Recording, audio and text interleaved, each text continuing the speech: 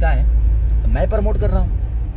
आपके बीजे पथ भी लगी है जो दिनेश भैया की है, हर हर गंगे आ रही है। आप लोग इससे भी ज्यादा प्यार उसको दीजिए, क्योंकि आप उस फिल्म को नहीं बल्कि अपनी भाषा को प्यार दे रहे हैं। और मेरा शुभकामना है सारी फिल्मों के, जो भी भाई मेरे कर रहे हैं, जिनकी रिलीज होने वाली है। मैं सबको तहे दिल से शुक्रिया अदा करना चाहता हूं कि आप सब सिनेमाओं को ऐसे ही प्यार दीजिए। हाँ, जो उस लायक हैं उसको दीजिए, और उसके बारे में जितना बोल सकते हैं अपनी फैमिली।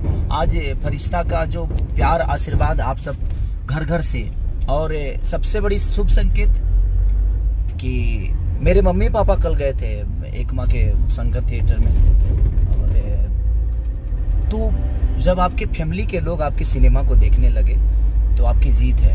क्योंकि ये टैग हमेशा लगा रहता है कि हम फैमिलियर सिनेमा नहीं बनाते हैं, लेकिन हमने कोशिश की और हमने एक अच्छा बेहतर काम करने की कोशिश की। लाल बाबू पंडित से लेकर मेघा श्री, एक साउथ की लड़की होकर उन्होंने इतना बेहतर काम किया है। चाहे अमित